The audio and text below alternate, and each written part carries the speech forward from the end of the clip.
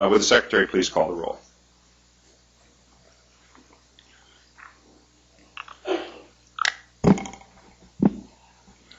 Ms. Schenk? Here. Vice Chair Richards? Here. Vice Chair Hartnett? Here. Mr. Rossi? Here. Ms. Perez Estelano? Here. Mr. Henning? Here. Mr. Frank? Here. Ms. Selby? Here. Chairman Richard? Here. Mr. Henning, would you lead us in the Pledge of Allegiance to the flag? I pledge allegiance to the flag of the United States of America and to the republic for which it stands, one nation, under God, indivisible, with liberty and justice for all. Thank you. Normally we go right into the public comments section, but this morning I just have a few remarks I'd like to make before that, mainly because I think they'll help frame some of the issues that some of you may want to discuss during the public comment session. So that's why I'm taking this unusual step. And also, it's been 2 months since this board met. A lot has happened in that 2 months. From our perspective, the things that have happened have been pretty positive. As a consequence, we're thinking of not having any further meetings until the project is in operation. Not yet. We'll take that. In any case, since the time we went in June, a number of things have occurred that have affected the future of the California High-Speed Rail project. Probably the most significant was that there were 2 rulings by the California 3rd District Court of Appeal that had the effect of reversing lower court decisions relating to our access to the state bond measure, to the bonds under the state bond measure. And obviously we welcome those rulings, we appreciate them, and we certainly appreciate the alacrity with which both the Supreme Court and the 3rd District Court of Appeals took up the issue, because it is a very important issue for the public in California. One of the things that I think is really important to emphasize about those rulings is that from the perspective of the High-Speed Rail Authority Board and its staff, we have always believed that what we were doing was and is consistent with the will of the voters who passed the bond measure in 2008. And there's a lot of commentary on this, but I don't know of anyone in this organization who feels otherwise, that we are embarking on building a 21st century fast, high-speed rail system that will be clean and will be self-sustaining, operating without a subsidy, and that will meet the performance requirements that are embedded in the Bond Act. And so we appreciate the opportunity that the Court of Appeals rulings have given us, but allows us to rededicate our efforts to what we believe has been our task all along. Also, in a project like this, there will always be good days and bad days. We are cognizant of the fact that there will be other challenges for this project. There'll be legal challenges. The engineering challenges and the financial challenges, in fact, may be easier to get our arms around. But there will always be ups and downs in an endeavor like this. This is, after all, the largest infrastructure project in the United States. And so no one can expect that it's going to proceed without some setbacks, as well as some things that push us forward.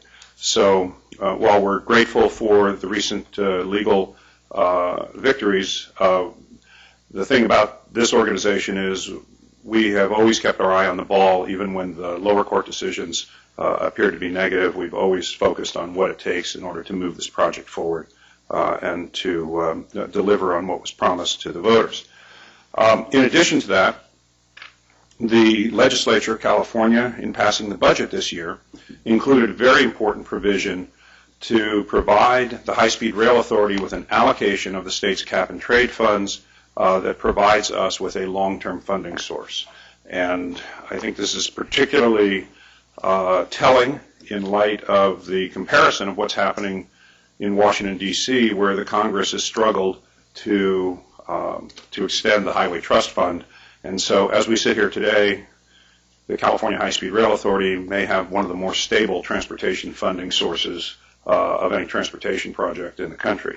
Our CEO, Jeff Morales, who was instrumental in working with the legislature on the development of the cap and trade proposal, is going to talk to us more about that and what the implications are for the program as we go forward. I think if you look at today's agenda, which was created not with this purpose in mind, but just because of the business before us, really kind of illustrates the progress that we're making. There will be a discussion about the cap and trade program from Mr. Morales. We will consider the award of a construction management contract to oversee the construction that is already underway in the Central Valley. We will be considering the award of a financial advisory contract as we move into the phase of this project that really looks at the long-term financing and different options we have to accelerate the project. We will be considering, and I believe adopting, a charter for our audit functions, showing again that even though most of the public discourse is about the building of the project, those of us up here take very seriously the governance and oversight role that we have to play. And we will be considering how we meet our obligations under the Williamson Act, which is one of many, many, many federal, state, or local statutes that we have to have in mind and with which we must comply as we're moving forward. So we continue to make progress. I think this meeting is going to be all about progress. And having said that, I'm pleased to announce that this morning we got another piece of positive news, which is that I was just informed before the meeting that the Surface Transportation Board has now given us the approval to construct the Fresno to Bakersfield section of the high-speed rail line. That's a necessary approval that we have now that the STB has taken jurisdiction over the project. I want to thank our staff.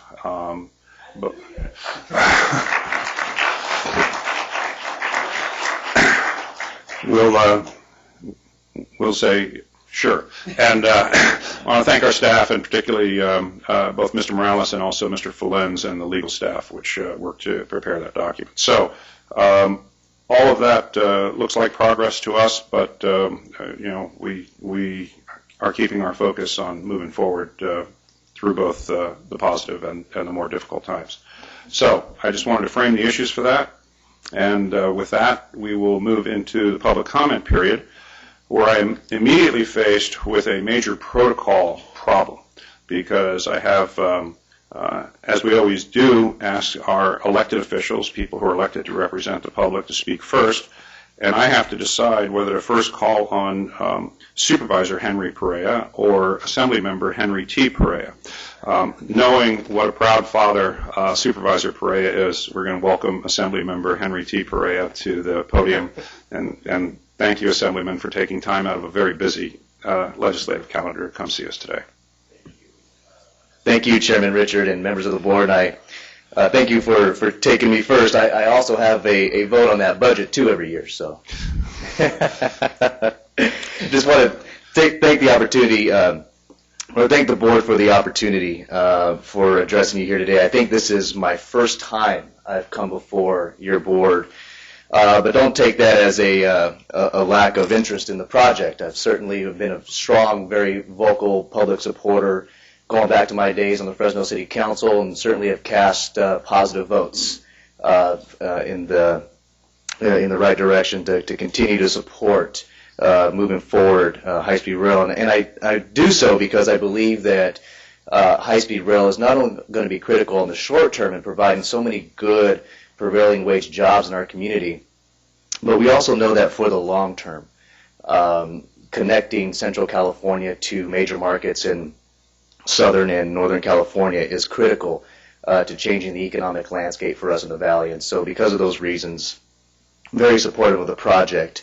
But I'm here today because of the action that was taken by 3 members of the Fresno County Board of Supervisors recently to rescind their support for the project. I just wanted to come here and make it clear that there is still a lot of support in Fresno County and the Central Valley for this project. And in fact, I believe each one of you has a letter that we put together that was signed by 30 organizations, nonprofits, business groups, labor unions, elected officials, and I might add a bipartisan letter coming out of the Central Valley of these groups that continue to express our strong support for this project. And so while certainly we were very disappointed with the action that the county took, in fact, I won't even give credit to the county. I'll say the action that 3 members of the county board took, there was still overwhelming political support for this project in our area. And so, Mr. Chairman and members of the board, I just wanted to take a moment to let you know that you still have a lot of people in the Central Valley that are fighting the good fight every single day at the grassroots level, trying to provide the space that you need to get this job done. And so we're very supportive, and just want to let you know that if there's anything that I can do out of my office or anything we can do in Fresno to help organize even more support as we continue to move forward on this project, please don't hesitate to call. So thank you very much for the opportunity, and I look forward to working with this board to getting this project done. So thank you very much. Assembly Member, thank you. We appreciate your appearance here this morning and your comments. We will turn next to Supervisor Henry Perea. Supervisor, it's always good to see you. Thank you for being here. Same here. As you can see, at some point in our lives, the students become the teacher, and he's a tough act to follow. But I'm proud to be here today with you all and talk about Fresno Works. You know, we've been here for 3-4 years now talking about high-speed rail and the support that Fresno Works has had for this project and continues to have for this project, and will until we start turning that dirt and we ride the first train. And the significance of Fresno Works from day one is that Fresno Works is a group of folks in Fresno County, both education, political leaders, business leaders, community folks who are interested and want high-speed rail for all the reasons that the Assemblyman just indicated. So it's bigger and it's greater than any one political body or any one small group of people. You know, I think Governor Brown said it best. You know, there will always be declinists in every major infrastructure project that occurs in this country, but they don't prevail. Those that prevail are those that see and want and support progress. You know, I know there's been mention made already about my board taking a different position, and I certainly respect my board like I would respect any political body to take a position. But I think the only nuance I see to it is that it was a political decision based on other things happening other than doing what was right or best for Fresno County and the residents that it serves. And I think that's evidenced by the fact and the groundswell after that vote of people that were outraged about that decision. When you look at a community that has double-digit unemployment, some areas of our county that have approaching 30%, if not higher, with this drought that is now just gripping our region, to take such a position to, in the short term, decline the jobs and the opportunities that will bring, and in the long term, to connect us, like the Assemblyman said, to the northern and southern part of this state, to give us the opportunity to have an economic game changer, to change the way we live, work in our community was telling. But like in politics, some people play checkers and others play chess. We play chess. We understand that the possibility of this happening was always there because we know, things happen.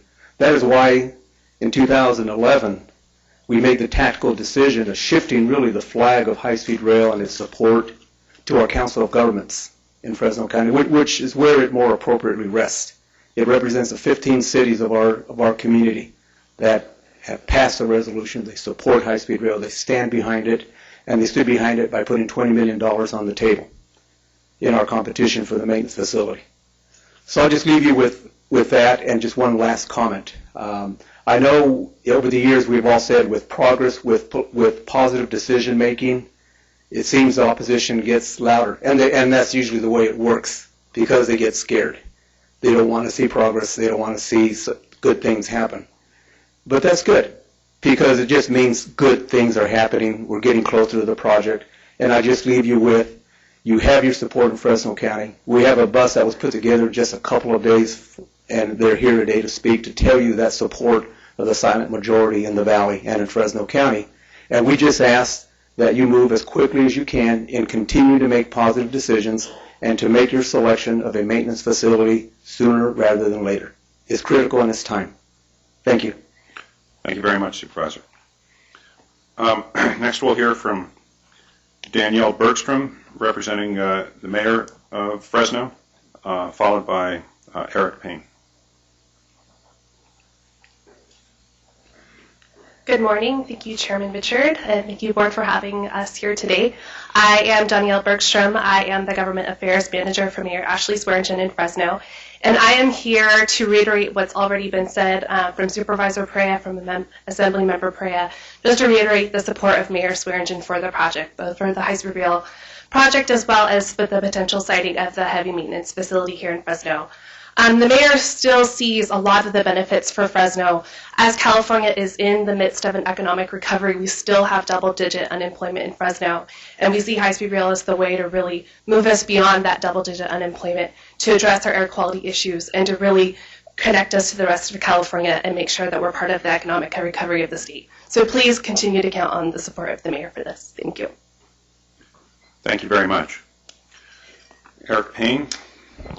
Good evening. I stand before you as one of the youngest elected officials in the country and the youngest elected community college trustee in the state of California. I'd like to affirm my support for the California High-Speed Rail Project. Recent discussions suggest that it's not a worthy investment. The urgency for this project in our region couldn't come soon enough. In the Central Valley, where unemployment averages are more than 15%, more than 40% in some of our cities, the high-speed rail will bring jobs. Fresno County voters have spoken on the 2008 high-speed rail bond, with 712 precincts reporting. With 55.4% of the vote, Fresno County voters said yes. It is the authorities' commitment. I ask that you do what is right and don't let a few bad apples spoil the bunch. The train has already left the station, and the few job killers left on the track need to move. Thank you, sir. Tony Bourne, the Executive Director of the Fresno Council of Governments.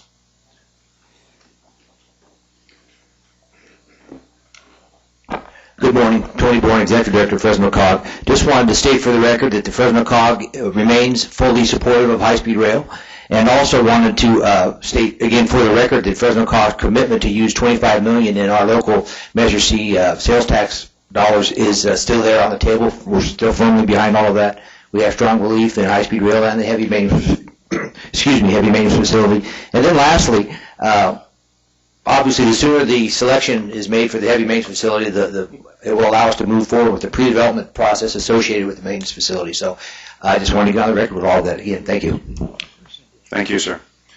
I believe that's the last card I have from an elected official or someone representing body of government as we go through. If I find that's not the case, I'll apologize. We'll now go through the rest of the public comments in the order that they were received. First will be Mr. Dan Dolan, followed by Michael Licola, and then Diane Lacombe. Hi, my name is Dan Dolan. Today, I am kind of given a prophetic voice to the California taxpayers, no longer serving in my self-interest. I wanted to speak at the Audit Committee to Mr. Rossi particularly. I've seen this Audit Division charter, and I don't see the word budget anywhere there. I am concerned that there might be a little smoke and mirrors going on, in the sense that the first 22 miles, followed by the next 120 miles, are the most important part of this project. And I hope it doesn't cost $6.2 billion to build 120 miles. But at the rate you guys are going, that's what's going to happen. You continue to build at the bookends, talk about plans from Palmdale to Los Angeles. The reality is you need to start getting this thing built. 8 years, nothing's been built. There's some bar tore down in Fresno, perhaps, related. And the other thing is $1 billion in consultant fees have either been committed or spent. There should be an accounting as to not who you spent, but how much you have spent to date from 2006. And if this audience of self-serving public people from Fresno and other places knew how much you've spent for nothing to show for it but a bunch of planning, they would be appalled. And it's the Audit Committee's job to admit to the public and to the newspapers just how much is being spent, has been spent. You got in trouble a couple years ago when somebody said, oh, you spent $300 or $400 million. Well, that number's doubled or tripled by now.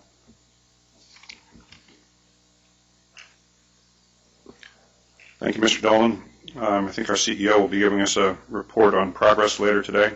Michael Licola, followed by Diana Lacombe, and followed by Paul Guerrero. Thank you, Mr. Chairman. I am Michael Licola, President of Solutions International, a firm that works with many of the U.S. and international construction and engineering companies involved in high-speed rail and in concession projects around the world. I know you have read many of the letters that were sent to the authority recently, some from our clients, confirming their interest in participating in the Southern California projects that you will discuss today. These firms are now closely watching the developments in California high-speed rail. They believe that this shift to Southern California and the addition of a long-term, stable commitment of cap-and-trades funds is a real game changer that will dramatically improve the outlook for high-speed rail in California and nationwide. It will greatly improve the transportation corridors in Southern California, inspire private investment in these projects, sharply reduce travel times for millions of people in the LA area, and dramatically cut back on emissions. Expanding your projects into Southern California, where we expect very high ridership and a series of complex projects, is ideal for private investment via public-private partnerships, and with it you will attract the expertise in these kinds of projects found around the world.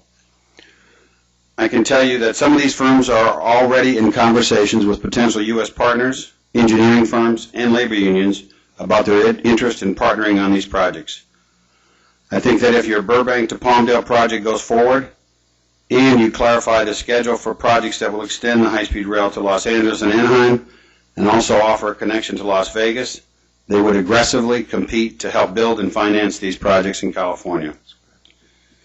The result could be reduced life cycle cost, expedited projects, and billions of dollars in private investment and financing, which could help complete these projects and create tens of thousands of jobs for U.S. workers. I encourage you to move forward and establish a schedule for these projects and invite industry in from around the world to discuss what role they can play in bringing high-speed rail to California's congested urban corridors more quickly. Thank you. Thank you, Mr. Licola. Diana Lacombe, followed by Paul Guerrero, followed by Robert Allen. Good morning, Mr. Lacombe. Good morning, Chairman Richard, CEO Morales, and members of the board. I'm Diana Lacombe, representing APAC. I've spoken to this board several times about the small business certification that the authority needs to set up. And I guess I haven't made myself too clear on that, but in the February 2011 the Code of Federal Regulations, it stated that all recipients of federal funds now have to have a small business program. Now, a lot of people think that it's just setting up a small business program, but you cannot use the state certification. It's got a different level of gross receipts and so on. So it is important that this agency actually set up a certification program for this. Of importance to small businesses is the fact that you can do set-asides. Now with the bundling of CP2 and 3, you can actually take money aside and set it aside for small businesses. That's very important.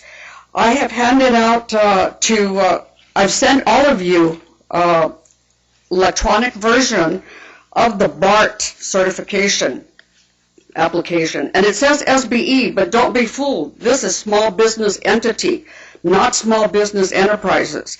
And this is the certification that you can actually model it. Small businesses who are DBE or disadvantaged business enterprises can qualify for this program because it's the same gross income for the businesses, so you can use it. But for small businesses that are not ethnic minorities or women, you need to set aside this type of a process. So I would recommend that you look at everything that I've handed you out today and really consider moving on this. The second thing I wanted to bring to your attention is that last week, Senator DeSaulnier, I'm not sure that I pronounced that correctly, held a hearing. He is the chair of the Transportation Committee, and he held a hearing on the Bay Bridge. And some of the findings were absolutely shocking, to be perfectly honest. But one of the recommendations was that all state agencies, specifically the authority, take a look at the lessons learned so you don't repeat, the mistakes that Caltrans did on the Bay Bridge. And with that, that's pretty much it for this time. Thank you very much. Thank you, Ms. Lacombe.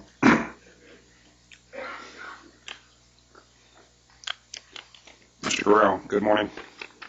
Good morning, good morning, good morning. You should have a copy of this magazine up there, and it's just for information only. On page 26, it laurels the efforts of one of your workers, Diana Gomez, and so forth. There's quite an article about her on it, and they're up there for your perusal at a later time. We're just really getting tired of people saying good things about Diana Gomez. It's just all the time. And the other thing I wanted to talk about was before I had talked to you about prompt pay. And I was talking about prompt pay at all tiers because we have the small business are going to be in at the 4th or 5th tier or maybe the 8th or 9th tier of a project. And be sure that they're timely paid. And I recommended you look at BART, and I understand that your staff could not find anything. BART was built so long ago they can't find those records. But there's another source, and I want to give it to you, and you should have this little handout up there. And this was at the last Small Business Advisory Council for the high-speed rail. And Mr. Young from Tudor Perini spoke, and he indicated that they have a method to ensure that all subs are timely paid, and that would be all tiers. He also, it's not in these minutes, but he also said that they have a setup to give loans to subs if the sub is in trouble and comes and asks. And I would recommend that your staff look at that, and if it's a real good program that they have, adopt that for other contractors down the line so that the subs are paid. We got to get these subs paid on a timely manner. And then lastly, I wanted to alert you to there's a thing called Senate Bill 854 that just came out, and it will affect the way that you bid projects in the future, and it will affect the way other agencies bid. This bill is in effect now, but it will not be operational until next year. But I would recommend that you start looking at it now because it's so long it will take you till next year to read it. And I would also urge you to tell your staff, whoever prints it out for you, to put a ream of paper in the copy machine before they push the print button. But the main thing that it will do, it will set up a pool of contractors that have to register with the Department of Industrial Relations. This is when it will affect you. And that you can only accept bids from that pool. And all subs that are listed have to come from that pool. And they're starting the registration now. But it will not be operational until April 1st of next year. And any bid taken after April 1st next year, you'll have to go to that pool to get bidders or subs. So take a look at it. There's a lot more to it than that, but that will be the main effect on you. Thank you. Okay. Thank you. Let me just say, as our next speaker comes up, Mr. Allen, it's your turn, but we appreciate the continued focus on payment to small business contractors. It's something this board takes very seriously, and I was quite pleased the other day in a meeting with CEO Morales and our CFO, Russell Fong, to see that it looks like this problem has really been put behind us, at least for now. And so there's been tremendous progress on this. I commend Mr. Fong, Mr. Morales, and the staff, all the people who worked on it, because it's very important. And we had a very nice letter sent by one of the small business contractors congratulating us on that progress. So we'll keep our eye on that. Thank you. Bob, I'm sorry to have delayed you. Robert Allen, followed by Leanne Eager. I would like to put in my plea again for the high-speed rail to be safe and reliable, as the voters requested in the ballot measure. High-speed rail there should be no grade crossings for vehicles. There should be fenced so that we do not have people close to the trackway. The high-speed rail I gave you a little picture of a derailment. Amtrak derailed in Barnes, Illinois. It was strictly a heavy loaded truck at a grade crossing. It was on 79-mile-an-hour track, the same as Caltrain has now. I urge you, as a matter of policy, to declare that the high-speed rail will not have grade crossings for vehicles, that it will be fenced against pedestrians, against individuals. And that is a plea which I repeat for the time being, that the high-speed rail to the Bay Area terminate at San Jose with convenient transfers there to Caltrain, Capital Corridor, VTA Rail, and to BART. Thank you. Thank you, Mr. Allen. Leanne Eager, followed by Mr. Jack and Marion, followed by Bianca Rodriguez. Good morning. I'm Leanne Eager. I'm here this morning representing Fresno Works. And as Supervisor Perea said, it was a coalition of folks that got together, it's actually 5.5 years ago, to respond to the RFP for the maintenance facility. And it was a brilliant response, if we do say so ourselves. But after we turned that in, we realized that the high-speed rail was something more than just the maintenance facility. And we started looking at what would this mean to Fresno County. And for us, Fresno County has had high unemployment, has high poverty for such a long time, that this was something that we looked at and said, this could really change it for all of us. So we put an education committee together. They were able to get curriculum from around the world for jobs to work on the maintenance facility and also the high-speed rail in general. But then we started looking at the bigger picture. And high-speed rail for Fresno County would be the biggest economic development project in our lifetime. And so we looked at, well, how do we get businesses there, and how does this connect to the rest of the state? And we realized that we need to do more than just look at that maintenance facility. So Fresno Works stayed intact. I brought 50 of my favorite friends here with me today to talk to you about the importance of this for Fresno County and really for the Valley in general, not just for jobs, really for that connectivity across the state. And so we just wanted to thank you. And for those of us who live and work out in the tumbleweeds, we appreciate all the work that you do for us, and we do this together. I specifically said for us and not to us, because this really is a partnership for us to make sure this happens for all of us. Thank you. Thank you, Ms. Eager.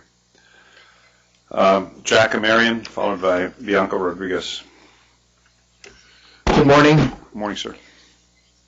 We are in Sacramento, right? Yes, sir. Okay, good. My name is Jack Marion. I will read from my prepared statement because I don't have the ability to memorize 30 minutes of talking. So, but I've condensed it, okay? I am a lifelong resident of Fresno and a business owner for the past 47 years. My business is located near downtown Fresno, and 3 of my properties are being directly affected by the high-speed rail project. Although I have mixed feelings about the loss of my properties as they are occupied by tenants that will be required to relocate, I am an avid supporter of this high-speed rail project. I am very disappointed in the decision of the Fresno County Board of Supervisors to withdraw their support of this important project.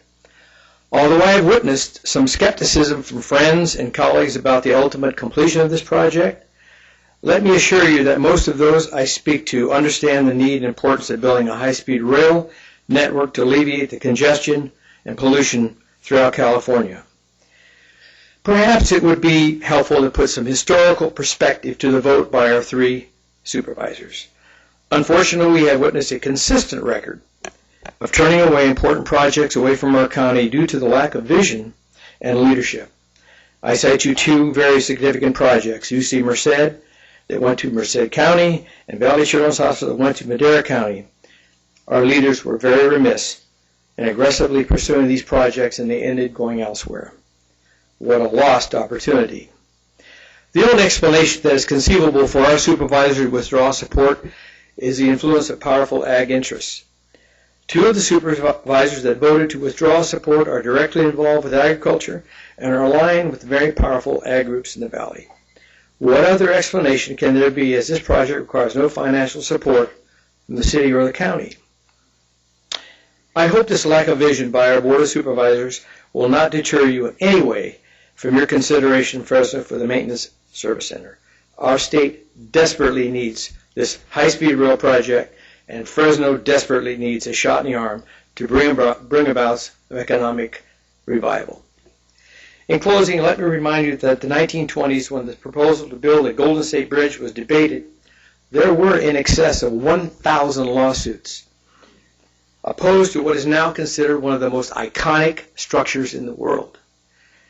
I doubt you could find one person that would agree that building that bridge was a foolish mistake. Please, as you move forward in your decision, understand our history. The history is on your side, and there are thousands of Fresno residents to support this project, and realize the significant impact this project will have on our economy in making Fresno, of course, the hub of California. The voice of reason and progress must prevail. I thank you for your time today and hope you will consider some of these thoughts. Thank you. Thank you very much, sir. Bianca Rodriguez, followed by Jose Leon Barraza.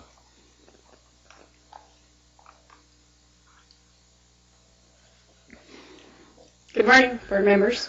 My name is Bianca Rodriguez. As many of you know, I'm currently a student at Fresno State. I'm in the civil engineering program and also the organizer for the I Will Ride group in Fresno.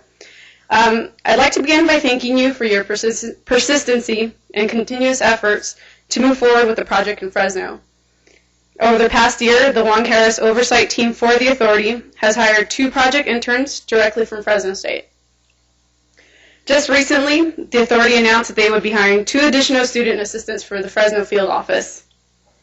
Last week, my sister called to inform me that my brother-in-law would soon begin training with the Building and Trades Union in preparation for construction of the high-speed rail. Just on the drive up here this morning, my classmates and I brainstormed on prospective high-speed rail projects for our senior design course and engineering competition. The benefits are obvious. It's for this reason that I'm here today along with 7 other students and 33 Fresno County residents to express my support. My request is that the board continue to push forward, plan, design, and build the maintenance facility in Fresno. The positive impact it will have on our economy and communities will be tremendous. Thank you. Thank you, Ms. Rodriguez.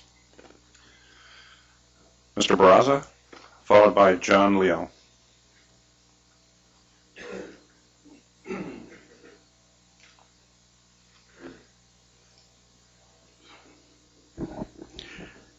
Jose Leon Barraza.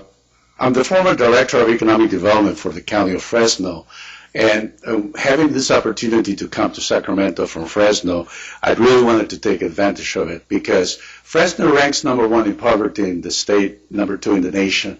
This is an excellent opportunity to improve economic conditions in the communities. After I retired from the county, I've been very involved with nonprofit organizations, being out there in the trenches.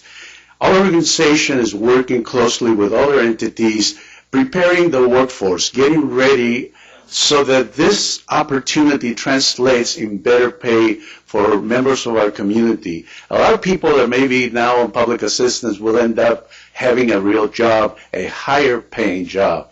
And we're partnering with a lot of entities to do that. I also have heard from small businesses that are connecting, that have been certified. I want to thank the staff of the high-speed rail because they actually have come to our meetings and made presentations to the community to share the information on the status of the project, what's happening on the project, the opportunities that are coming up. So we really believe that this is the project of the century, and you can actually make a career as an engineer or as a maintenance person working for this very important project. a part of the group that came from Fresno, and I urge you to continue to support despite all the adversities that you have encountered. Thank you very much for continuing very strong in support of this very important project. Thank you, Mr. Barrazo. John Leal, followed by Joel Saldana, Jr.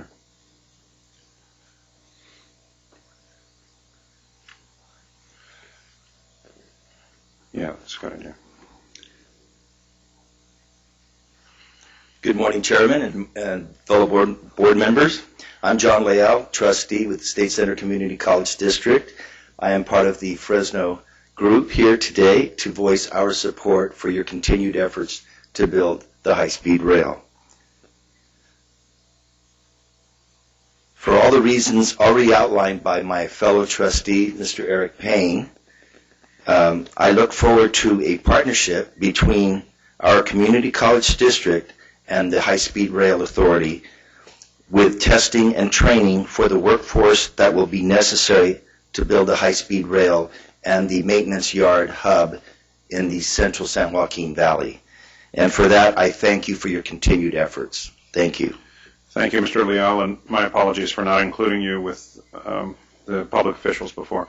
Mr. Morales just gave me a very good suggestion, which is all the remaining cards I have are white, which I believe indicates that they're all from the group of folks from Fresno.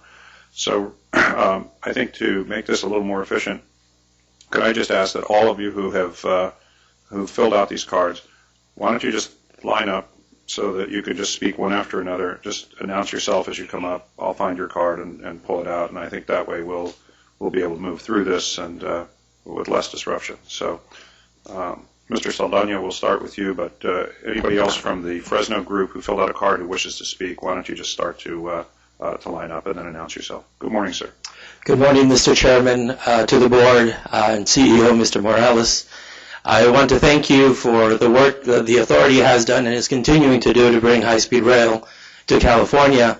My name is Joel Saldana. I work in community engagement at the Fresno Economic Opportunities Commission. And both Fresno EOC and myself support high-speed rail, not only for it to come to California, but also in coming through the valley. Mr. Chairman, in my short life, I've learned a few lessons, and one of those lessons is that recent news headlines rarely outlive history. And so I'm asking you and the board to not be discouraged by recent news headlines that are coming out of Fresno. Our leaders will make decisions, and that will be that, but we want you to remain encouraged. High-speed rail is going to be a game changer for our valley, for our state, and for our nation.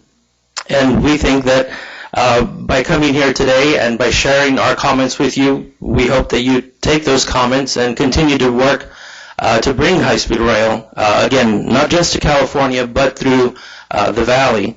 I think that societies are judged by the investments that they make in their people, investments in water, investments in healthcare, investments in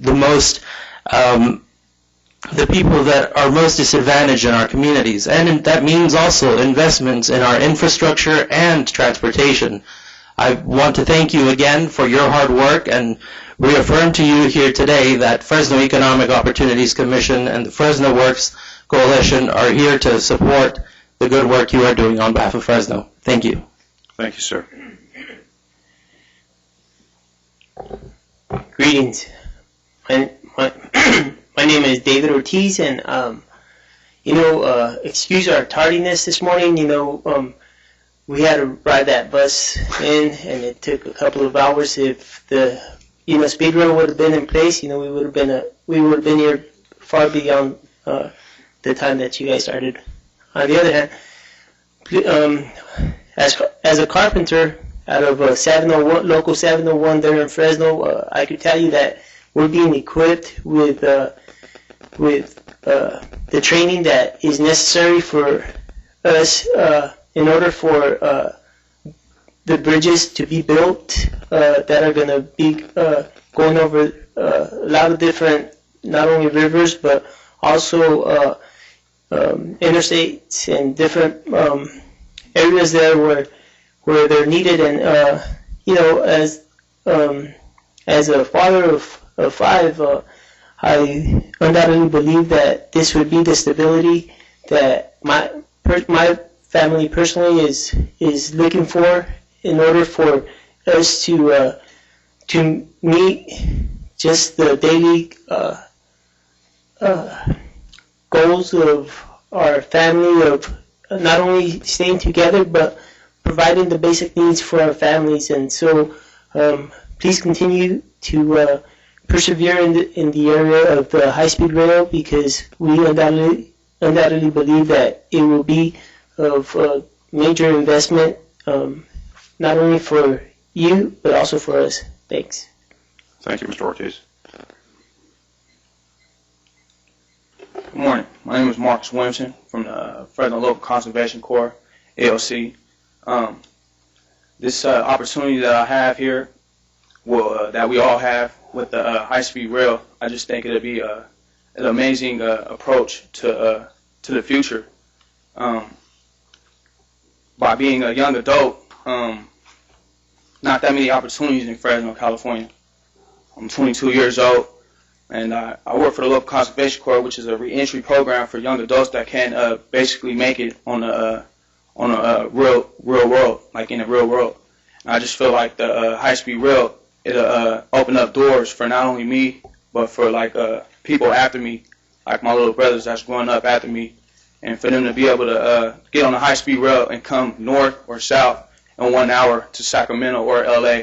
I think that'll open up a lot of opportunities, like for my little brothers, for their friends, my friends, and for other people in the community of Fresno, California.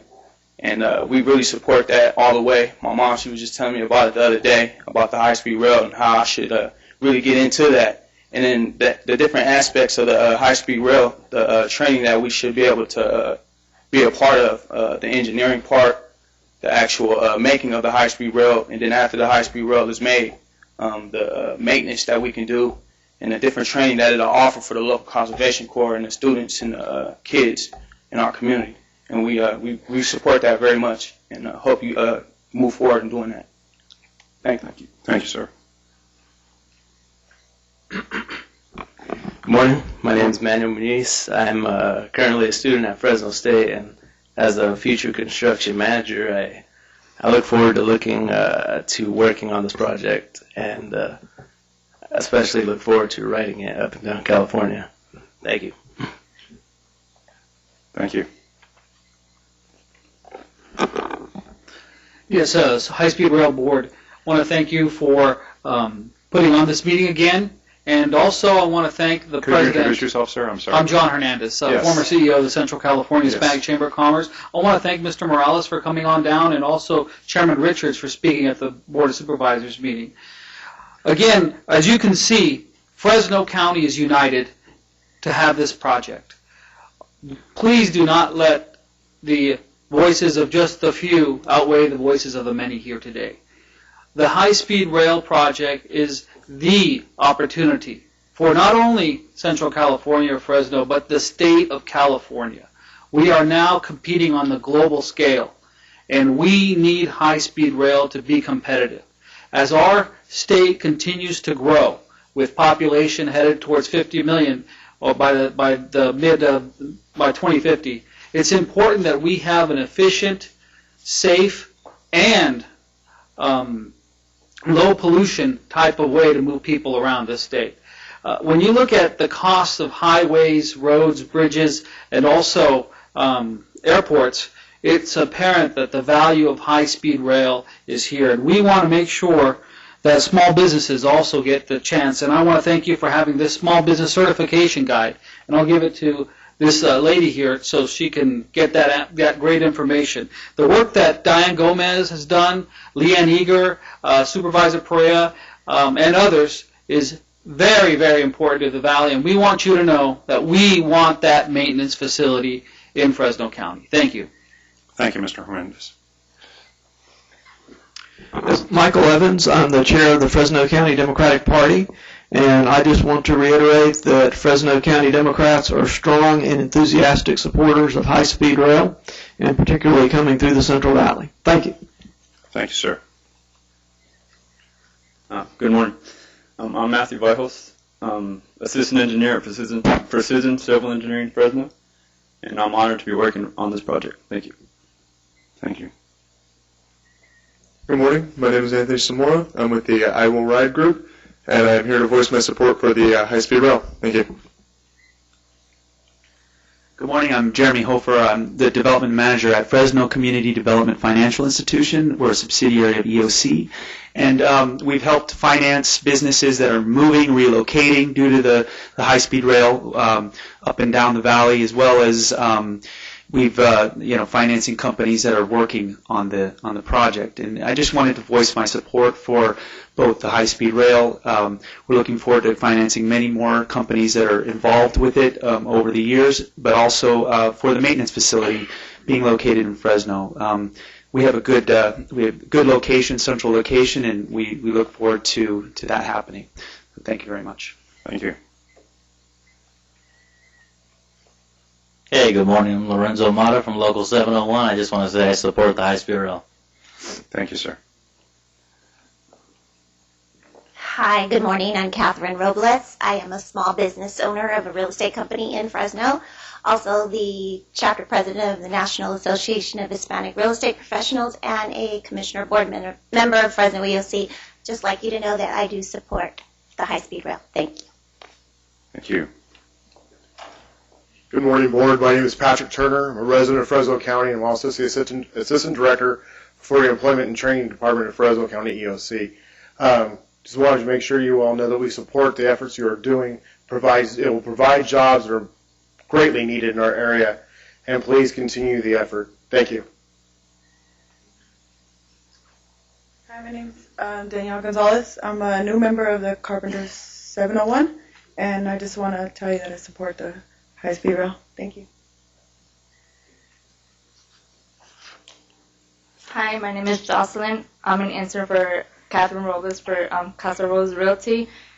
I'm an intern ever since I started being an intern. I've been looking at looking for a lot of chances, looking at how people are just getting together and communicating and try to get something done for Fresno, to have a good environment and for people to be safe for the high-speed rail track. So I'm here to support. Thank you. Thank you very much. Mr. Chairman, members of the board, thank you very much. My name is Ed Dunkel, and I am the president of Precision Civil Engineering, a proud member of Fresno Works. And I would also like to say I'm one of those self-serving individuals that is very proud and be part of this project. And what I'd like to say is that my firm's a certified small business, and we've been able to add 6 positions that we would not have been able to add if it had not been for this project. And 2 of those you got to hear from here just a few seconds ago, fine individuals that we were able to employ. And I'd also like to say that we have a number of others that we will be able to employ if we can get people to quit suing on this project and get this thing moving. We're waiting on projects and items to get going. But I'm a proud individual to sit here before you, and I want to thank you for all that you've done. My hat is in my hand. I much appreciate the hard work you put in that has helped small businesses like mine. 2008 was a killer year for my firm and my industry, and this has brought hope back. I see an energy in my business. We've been able to bring individuals on board. It's a game changer for our area, and it would not happen without your efforts. I want to thank you very much, and I also want to commend you on the payment process, which has improved tremendously. It's much more fluid and timely, and it's much appreciated. So thank you very much. It's nice to see you again. We met in Fresno about a year ago, so thank you for coming up. Good morning. My name is Walt Plachta with CEI Engineering in Fresno, and I'm also on the board of the local Chamber of Commerce and the EDC, and I just wanted to voice my support as well. I'm also our past president of our local ACEC chapter, American Council of Engineering Companies, and just kind of echo what Ed had to say. The impact on our industry at the local area can be can be seen in our ACEC chapter. About 2 years ago, we were 25 members, and we're now member firms and representing about 300 individuals. And now we're at 37, soon to be 38 firms, representing 600 to 700 people that work in the Fresno area. So it definitely has had a positive impact on our industry and the local area. And again, I just wanted to voice my support for the project. Thank you. Thank you.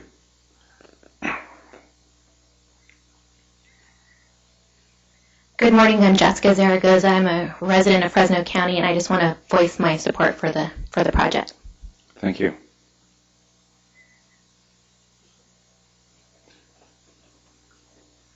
Morning, my name is Jorge Zavala. I'm here with High Speed Rail, well not High Speed Rail, I'm here with I Will Ride, and I'm here to say I support the High Speed Rail.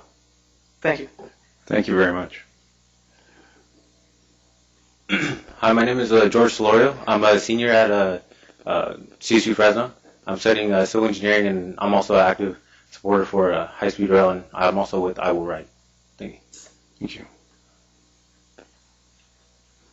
Good morning, my name is Annie. I just want to show you that I support the High Speed Rail, and hopefully as to consider Fresno County for the maintenance facility. Thank you.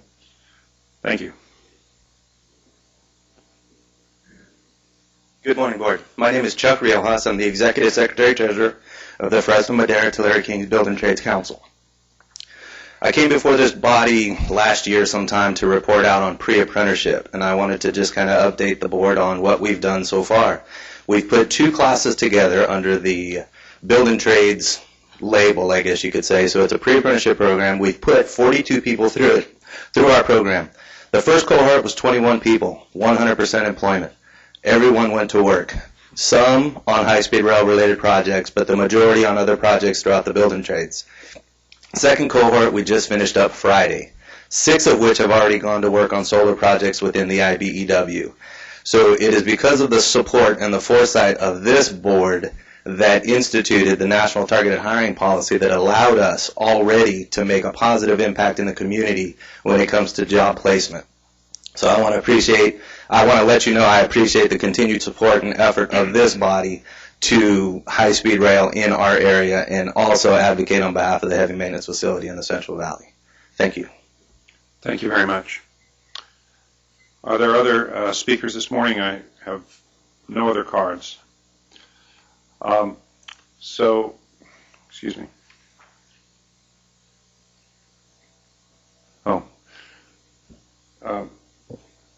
So I wanted to just say 2 things as we close the public comment session. Obviously, this morning we had a number of people coming and speaking in support of the project. Obviously, also sitting up here, that's always welcome. We do consider it our responsibility to listen to all public comments. We have a lot of people who similarly on other days come long distances to express concerns about the project or how it may affect them. And we do weigh all those comments the same way. Having said that, no one can fail to take notice of the fact that a very large slice of the community of Fresno has come here today, and I just want to say to those of you who made that trek that we appreciate it very much. And I think I speak for all my colleagues in saying that as hard as this work is sometimes, seeing the young people and the opportunities that this project may create for them is something that really lifts one's spirits quite a bit. So, and before we close on this, I just wanted to turn to our Vice Chair, Tom Richards, who is from Fresno and represents that community, see if he had any comments that he wanted to make at this time. Thank you, Mr. Chair. Certainly it's rewarding to sit up here and see so many of my fellow residents from Fresno County here. I think that although it was a difficult time a week before last, and through a great deal of effort on behalf of our longtime supporter, Supervisor Perea, the action of the board certainly felt badly that day for all of us who were there. But I think that what happens here is by looking at so many of you who took the time to come up here, as the chair just said, it's very much appreciated. And I see Frank Oliveira out here today. I think it's the first time, Frank, I've been in a meeting that you haven't spoken. But I think it's fair to say that we listen to you equally as much as we have listened to those people who came here in support today. We value your criticism and your opinions just as much. We happen to think up here that we're doing the right thing for the taxpayers, for the voters, and for the state of California. And it certainly is rewarding for me as a resident of the Valley to have all of you who took the drive up here to speak in favor today. I thank you very much. I know it's not an easy thing to do, but as the chairman said, it's very much appreciated. Thank you. Thank you. Okay, with that, we will turn to the rest of our agenda. And the first item, as always, is the approval of minutes of the past meeting. We actually have 2 meeting minutes. I think we can combine them according to our general counsel for purposes of adoption by this board. So may I have a motion? I move approval of both. Okay. It's been moved by Vice Chair Hartnett, seconded by Director Rossi. Could the Secretary please call the roll? Ms. Shank? Yes. Vice Chair Richards? Yes. Vice Chair Hartnett? Yes. Mr. Rossi? Yes. Ms. Perez Estelano? Yes. Mr. Henning? Mr. Frank? Abstain. Ms. Selby? Chairman Richard? Yes. Our CEO, Mr. Morales, just told me that he thought it would be appropriate for me to comment on Mr. Rossi's sports coat today, but I will. But I will decline. I will decline to do that. So.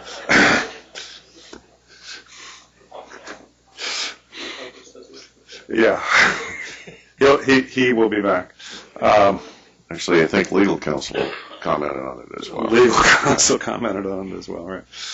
Okay, our next item is, and as many of these are today, a very important item regarding recent events, and that's consideration of providing general direction to the staff regarding the expenditure of appropriated proceeds from the cap and trade program. And as I indicated at the outset, our CEO, Jeff Morales, worked very, very closely with legislative leaders on the structuring of the cap and trade program.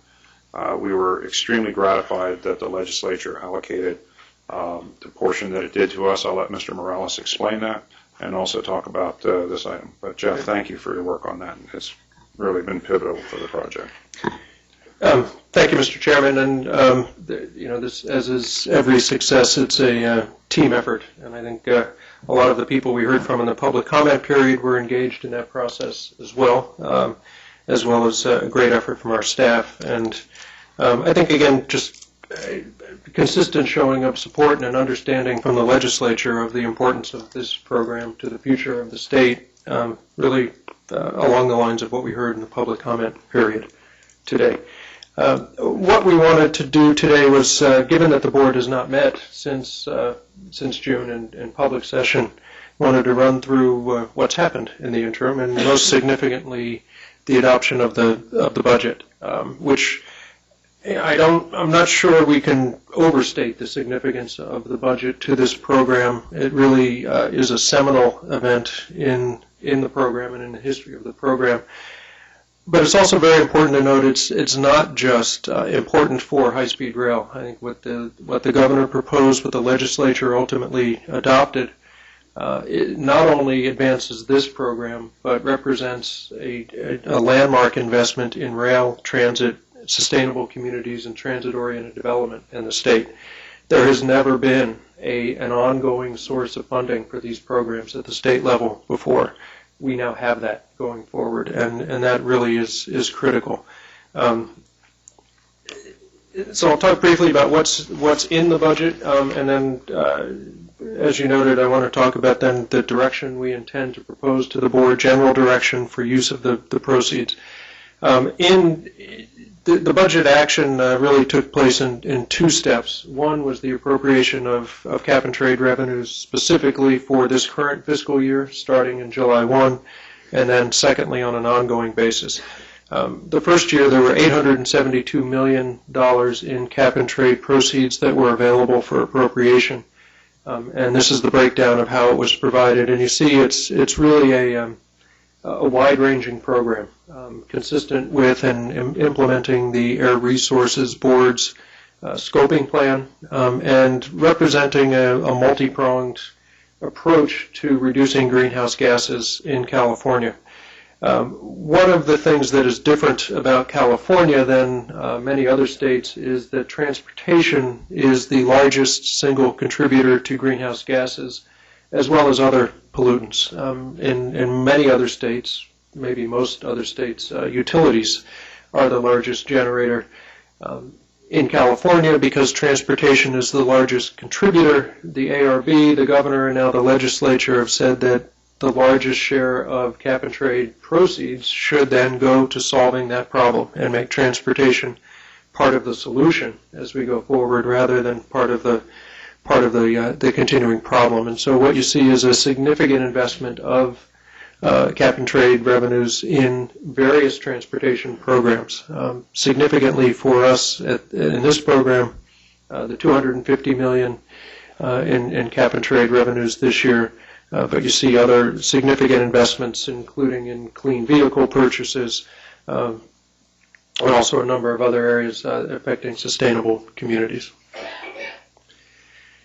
The second very significant action that the legislature took was then to look beyond the current fiscal year and provide a continuous appropriation of cap and trade revenues. This is not a typical action by the legislature, and really is very significant. And what they did was, in total, 60% of the future revenues are now locked in as continuously appropriated, meaning the legislature does not have to act again. We do not have to go back to the legislature to seek new authority for this.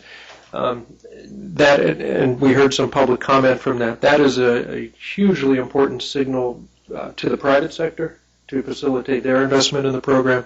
It also puts us in a very different place in terms of our ability to manage the program, plan for it, and implement it.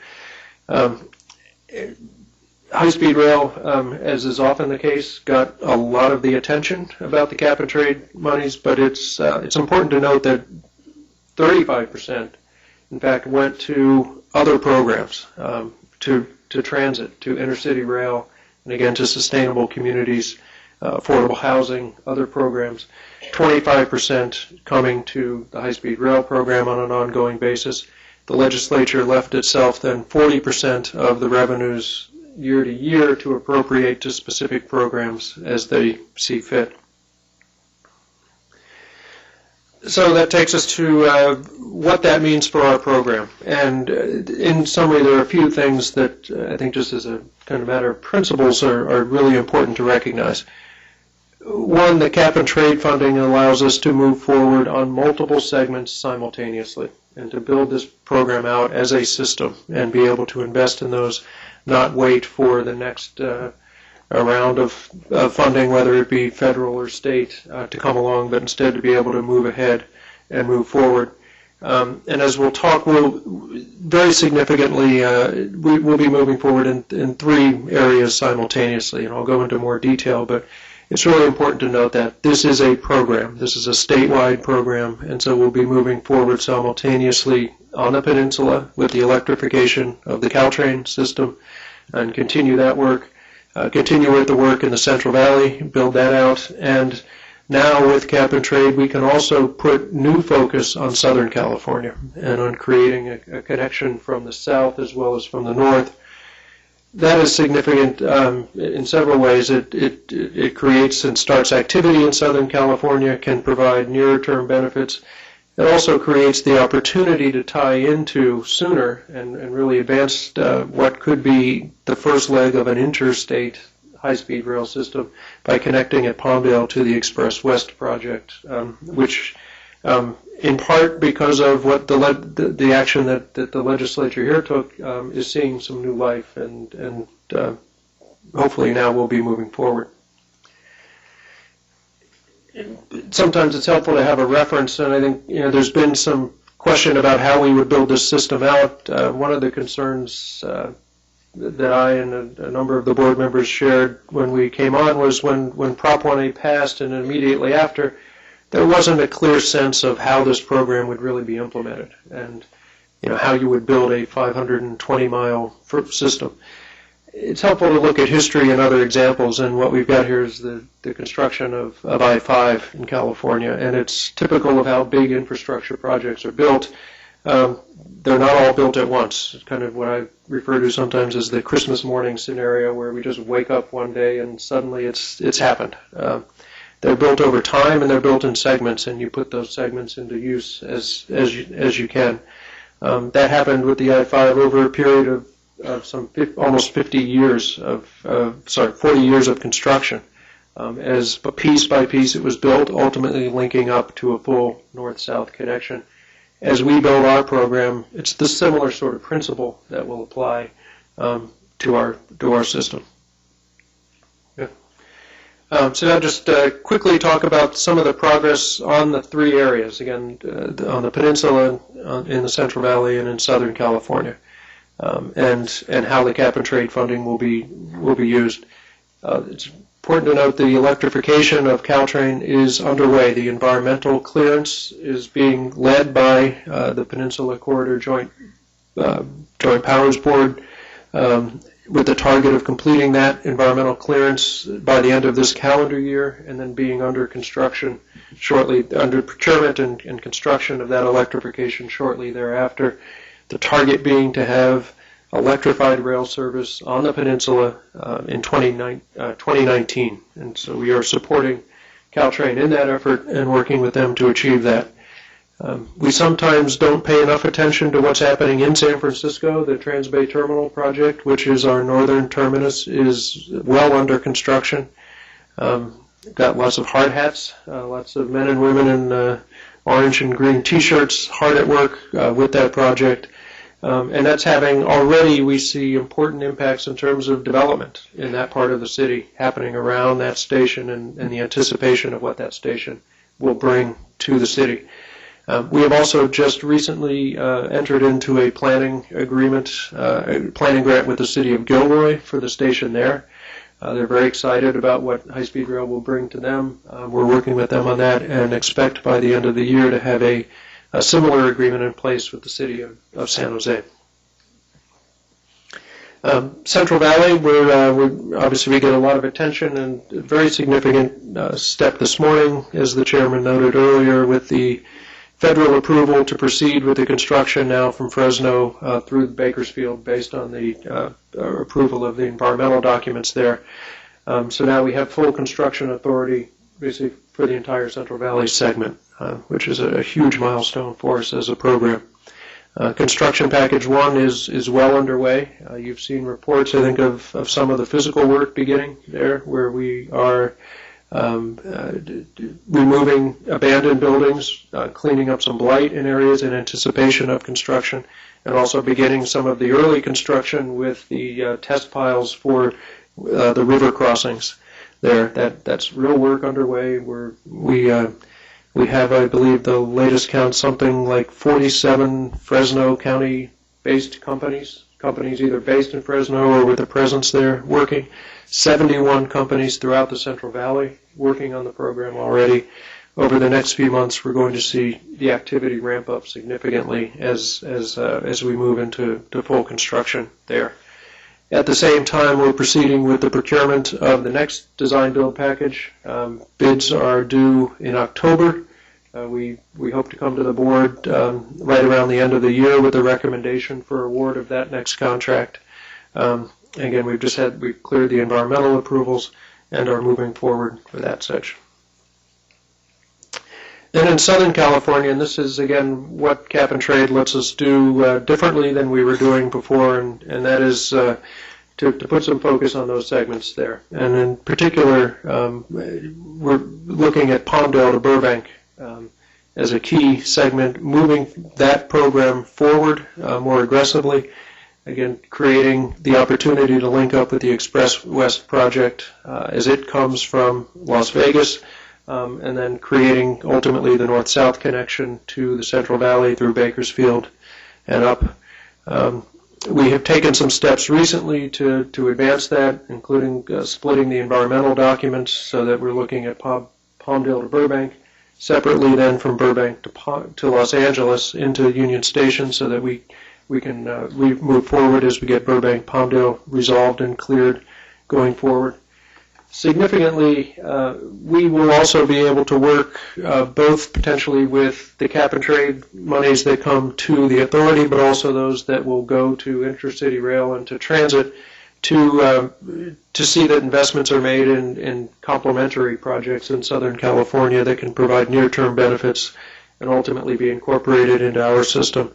The important improvements at Union Station and key grade separations between Los Angeles and Anaheim.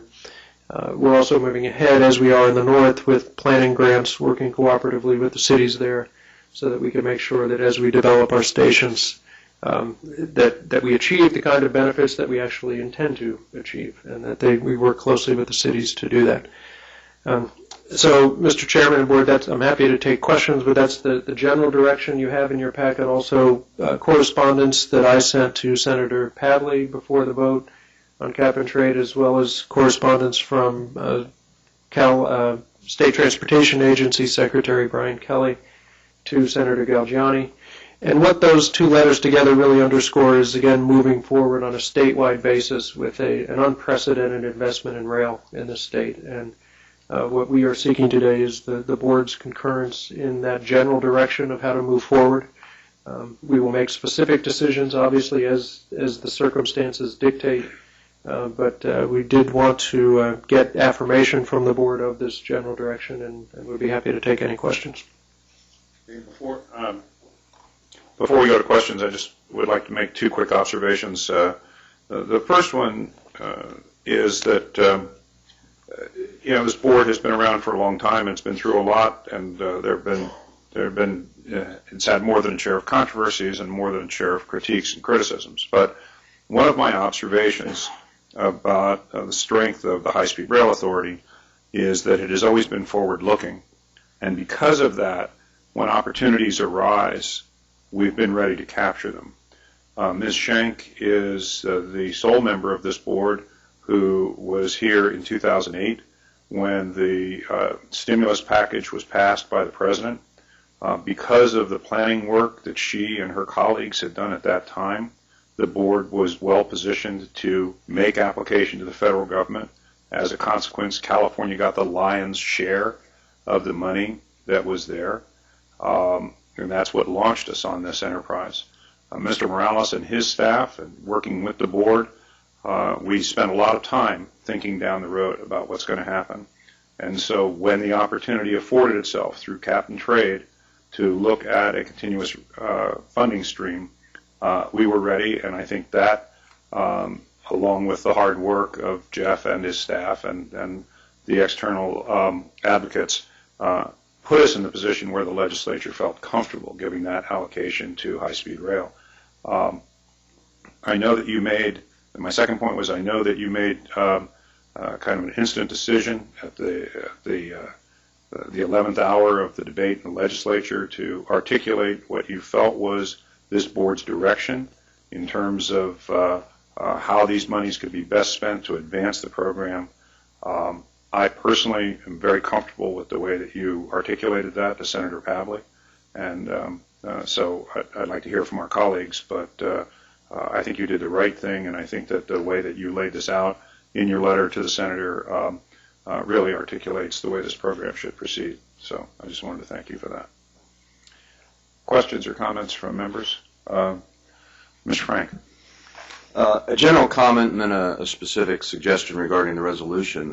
A number of years ago, I was privileged to be appointed by Air Resources Board Chair Mary Nichols to serve on an advisory committee to advise the ARB and the legislature on how to set up a cap and trade program. And at the time, our group unanimously and very strongly recommended a couple things: that the proceeds of the proposed cap and trade program and auction not be simply returned to the general fund, but instead be used to fund California's necessary obligations to address climate change, both mitigation measures and to adapt to the unavoidable consequences of climate change. And two specific recommendations that we made were first, as Mr. Morales has pointed out, to focus substantially on the transportation sector, given its disproportionate responsibility for generation of greenhouse gas emissions in the state, well over 40%. And second, that the proceeds of the cap and trade auction be a portion of those proceeds focus on serving the needs of those California residents who are going to be particularly and disproportionately affected by climate change, low-income and minority populations. And fast forward to this year, I'm very grateful that the ARB, in developing the program, and more recently the legislature in adopting the legislation that's been summarized by our CEO, have followed those recommendations. So I'm very supportive of the resolutions before us today. With respect to that resolution, and if it's timely, Mr. Chairman, there, in the first operative provision, there's a reference to, quote, his letter to State Senator Fran Padlett. In the whereas provision, the earlier provision, there's no reference to who the his is. So I would suggest an amendment to the resolution deleting the word his and substituting the phrase the authority CEOs, end quote. You might have a good career as a lawyer. Okay. I think that's very good. Thank you. Other questions or comments or input? Ms. Selby. First of all, I completely support this. I think this is wonderful, and I think a lot of the things that I hear, even though I'm in Northern California, is, you know, what's going to happen in Southern California? Is it ever going to get there? So I think the idea of having it come, the high-speed rail come from both sides is great. I just have a small grammatical change that I'd like to make in the 1, 2, 3rd whereas. I think we're complimenting, not complimenting, or whatever it is. We could just change that. That'd be great. We might do both. Or both. No, I don't. That's good. Okay. Other questions or comments? Oh, yes, Ms. Perez-Estelano. Good morning. Thank you. As the kind of person from Los Angeles County, I'm very excited about the opportunity to have a multiple segment approach, and that this resolution kind of gives me, and I know our colleagues with the Southern California Association of Governments that is hoping to take advantage of the funds that we will be able to kind of expedite in terms of the MOU that we have with them, and they reminded us about 6 months ago. So we're able to meet our commitments with them, and I think for Southern California and LA in particular, the opportunities for the transit land use development connections are phenomenal. And so I look forward to this and working with the cities on making this program something that Southern California begins to realize a lot earlier than we originally thought. So. Thank you. Other questions, comments? Vice Chair Hartnett first, and then Vice Chair Richards. Thank you, Mr. Chair. First, I join in the comments of my colleagues. It's remarkable as we progress with this, the depth of the background of our board members. Mr. Frank's comments on his experience with cap and trade, I think, is remarkable. And what he brings to this conversation is really important. I think what the resolution does and our report does is give us both a direction in terms of geography and a philosophy in terms of funding through the cap and trade. And I think both are tremendously important to the future of high-speed rail. You know, some have commented that cap and trade was never intended for the purposes of high-speed rail, and I think that couldn't be further from the mark. High-speed rail fits specifically within the goals of cap and trade, as our colleague has mentioned, and so I just think this is a tremendous jumping off point for high-speed rail, both in terms of funding and in literally in terms of direction. And so I couldn't be more happy to support this resolution. Thank you. Vice Chair Richards. Thank you, Mr. Chair. I would only suggest that our CEO's comments with regards to the importance of a defined revenue stream can't be understated. And secondly, you alluded to, but I think the other thing that it gives us the opportunity is really start to having an ability with now moving in two different directions, actually, to start looking in the nearer term than we had probably contemplated before at the opportunities in approaching the private sector. Because I start looking at the earlier viability of the possibility of a franchise. So I think that certainly shouldn't be understated by any means. Secondly, I was only wondering, Jeff, if you have any thoughts with regards to the requirement in the resolution that you must report back to the board, and if in your consideration of that, if you had any timeline involved. I was wondering if it would be not too burdensome by asking that there be at least a semi-annual report back to the board, and to incorporate that with my colleagues' approval into the resolution. Okay. I have no issue with that whatsoever. I think there are a few, what we were looking to capture generally. There are a lot of decisions that we will have to make. Among other things, as the revenue stream becomes more quantifiable and more known, and it's important to note that the significance of the continuous appropriation in particular is that we can use it in a combination of either pay-go as cash or as a financing tool, and or in some combination of the two. And so certainly those things, we will come back to the board, look for guidance, look for direction on how to best utilize those dollars, and we'll certainly provide updates regularly, semi-annually, or otherwise on that. All right. Ms. Shank. I'm sorry, did you finish, Mr.? Yes, Ms. Shank. Thank you. I certainly strongly support this resolution. For those of us who have been involved with the idea, the concept, the fantasy of high-speed rail for now, 30 years or more, the crystal ball was often very murky.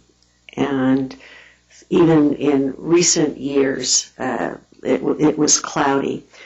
And with cap and trade, with this way forward, with this construction plan, the crystal ball becomes very clear. And I think all of us who have been involved with this project, whether we're on this side of the dais or in the audience, can now say, yes, this is going to happen.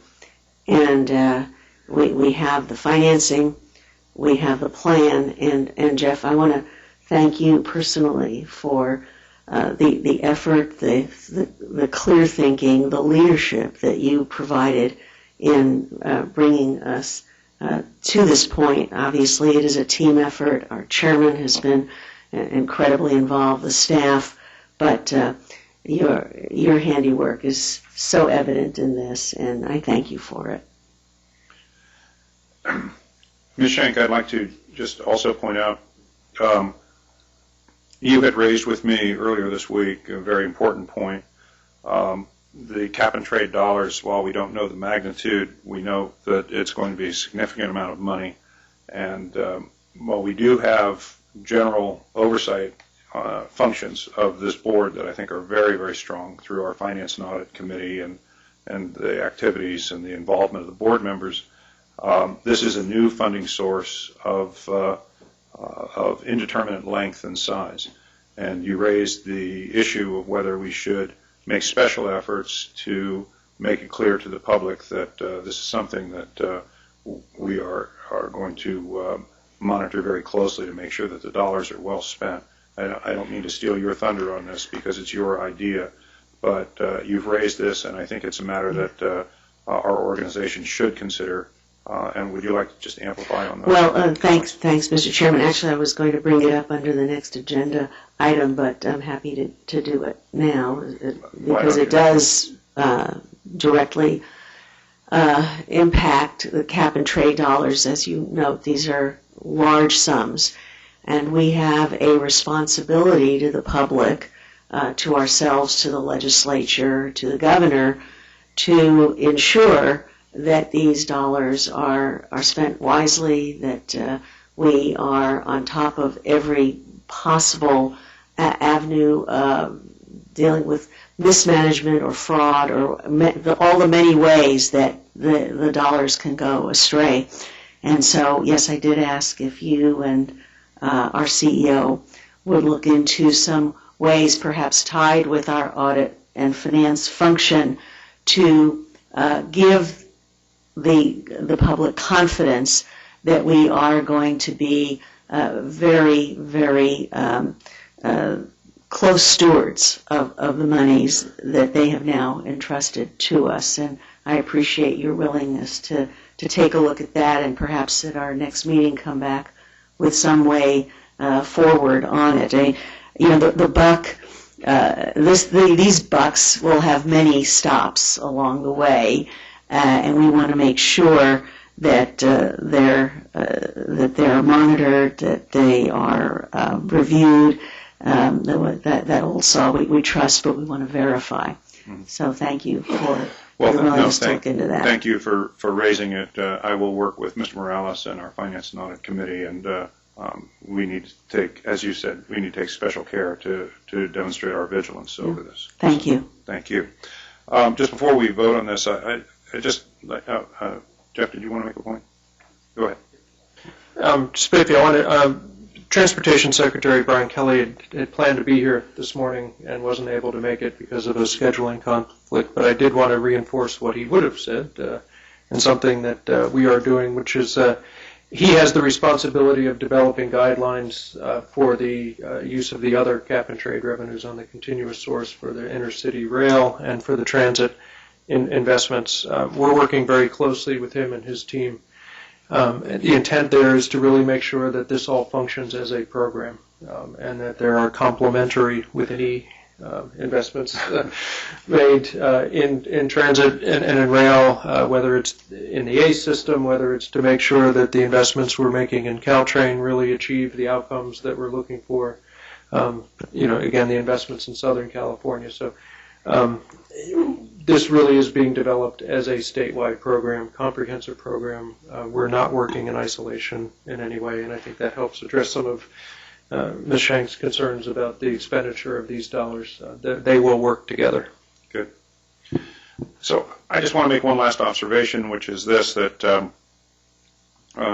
actually at the end of this month it'll be 3 years that I've been on this board, which is kind of amazing.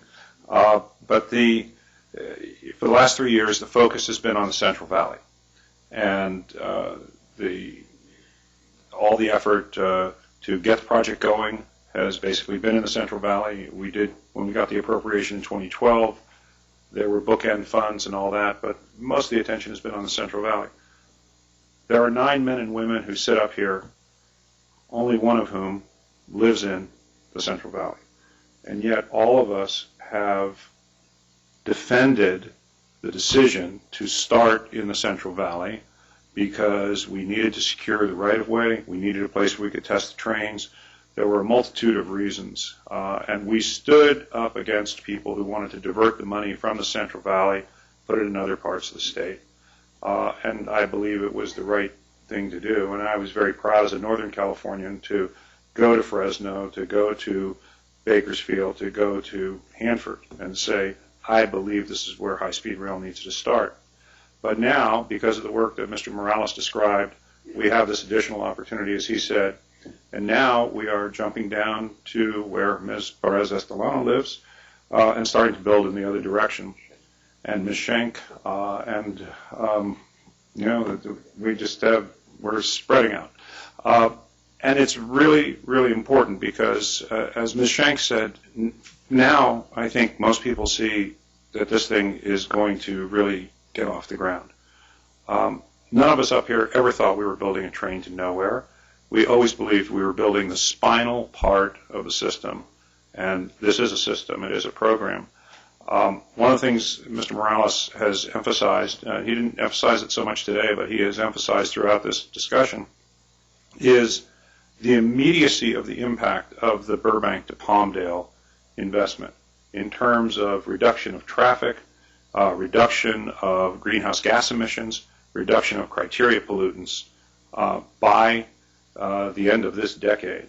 And recently some of us traveled to Palmdale, riding up State Highway 14 through the Soledad Canyon, and it is very crowded. It takes a long time. Metrolink serves that area, but it is a long trip, and this investment that we're making to build a leg of high-speed rail there is going to have very rich and very immediate benefits as well. So the pieces are coming together. I appreciated Jeff's chart on the I-5 as a historical reminder. But it really does change everything. But now we have the Valley, we have Southern California, we have the Peninsula, and I think people can start to see, just as one starts to see the image arise from a jigsaw puzzle that you put together, start to see the image of the statewide high-speed rail system. So with that, I'd like to entertain a motion in support of the general direction that was laid out in the letter from the CEO with the both additions proposed by Mr. Frank, the grammatical correction made by Ms. Selby, and also the suggestion by Vice Chair Richards that the CEO report back on at least a semi-annual basis to the board. I would move for approval. Okay. I think it was moved by Mr. Henning, second by Ms. Schenk. And Secretary, please call the roll. Ms. Schenk? Yes. Vice Chair Richards? Yes. Vice Chair Hartnett? Yes. Mr. Rossi? Ms. Perez Estelano? Yes. Mr. Henning? Yes. Mr. Frank? Yes. Ms. Selby? Yes. Chairman Richard? Yes. Thank you very much. And thank you again, Mr. Morales. We'll move on to our next item. That will be the consideration of adoption of audit charter and approving the fiscal year 2014-15 audit plan. We have Paula Rivera presenting this. Ms. Rivera really breaks them up at the auditors' meetings, and so we're happy to see her here today. Good morning, Mr. Chairman. Just thought I'd help you get going there, Paula. I'm Paula Rivera with the Authority's Audit Division, and I'm here today to request approval of two items, the audit charter and the current year's audit plan. The audit charter provides guidance and assistance to the Authority and the Audit Division in fulfilling its oversight responsibilities for the financial and operational reporting processes within the Authority. The charter codifies existing practices to ensure continuity of the program as the program moves forward. Are there any questions regarding the charter? I read through it. Board members, questions? Vice Chair Richards. I would only state, Mr. Chairman, that with regards to both the charter and the audit plan for 14-15, that this board's Audit and Finance Committee has worked closely with Paula and other members of that committee. We bring our response to you on both items that we strongly supported, have been somewhat involved in the language in the charter and also in a close review of the audit plan for 14 and 15. Thank you very much. Other questions, comments? Okay, it's been moved by Mr. Henning, second by Mr. Frank. Secretary, please call the roll. Are you moving both resolutions? Yeah. I think the intention was to move both the charter and the plan. Yes. Correct? Yes. Yeah. Yes, that was my... Okay, then Ms. Schenk, questions on the plan. I apologize. So, plan? Yes, go ahead. You're Okay. recognized. I have a question on how these hours were determined. What was the background, the basis for these hours that we have as resources, like 200 hours or 1,000 hours? We looked at the breadth of the topic. Some of the topics are much more extensive Some of them are areas where we already have considerable knowledge. I used my experience at Caltrans in developing audit plans, and then we looked at our current staffing to come up with the estimated hours. That's really just an estimate for staffing resources for the year. Once we get into each assignment and develop an audit plan, those hours will become more specific. Well, having looked at audit plans, the reason I ask is, for example, Board of Directors travel expense. I know it sounds self-serving, but 200 hours for 9 people, most of whom, I look at my travel expense claim, it takes me 5 minutes, because there's hotel and there's, air and sometimes car, and I know others have a little more complicated, but 200 hours versus 1,000 hours of the design build, it doesn't seem to me that 200 hours, 20% of what you're going to put on design build would be dedicated to something like travel, and I just pull that out. It just doesn't sort of seem to me a realistic assessment of the hours. Okay. When we looked at the travel claim process, it'll take us a little bit of time up front to develop the program and that sort of information.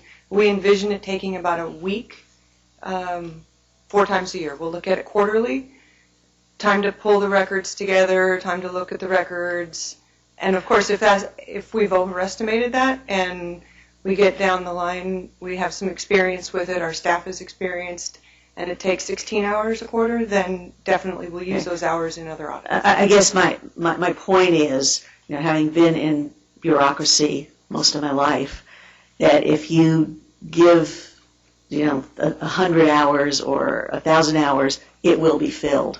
Not exactly sure how, but it will be filled by someone. And so I want to make sure that we are dedicating sufficient hours to the thing, and let's not focus on the board travel, but any of these, that we are focusing sufficient hours on those things that are really require the oversight and the deep dives, and that we not allocate hours to things where it can be done fairly quickly, deserving of oversight to be sure, but done quickly, and we have to say, okay, you've got 200 hours, people will find a way to fill the 200 hours. That's all I'm concerned about. I understand. Right. That's good. Other questions or comments? Okay, are we comfortable moving both items at this point?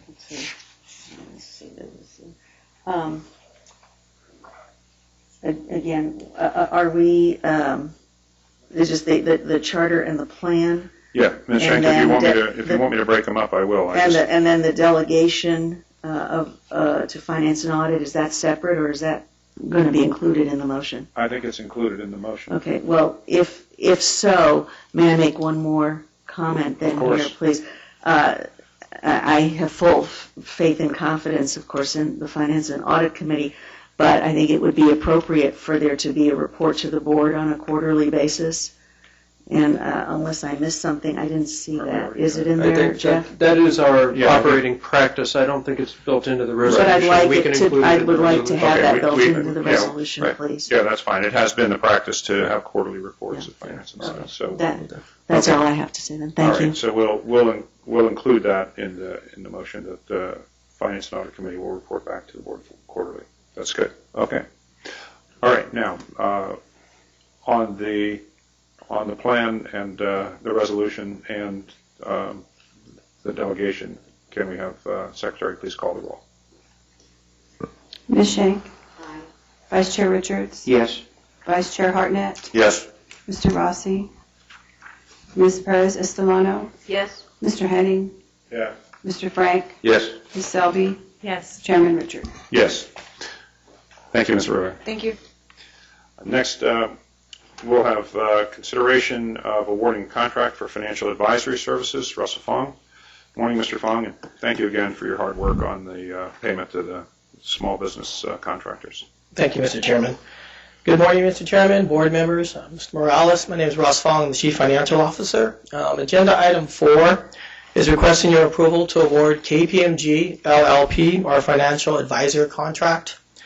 With your approval, you will authorize our CEO to execute a contract with KPMG for an amount up to and including $9 million for 3 years, with an option to amend for time an additional 2 years. Be happy to answer any questions. Good. Mr. Morales. Mr. Chairman, I just want to note for the board, as you know, KPMG has been the financial advisor. I do want to stress to the board, and I think it was captured in the memo, but this was a re-procurement.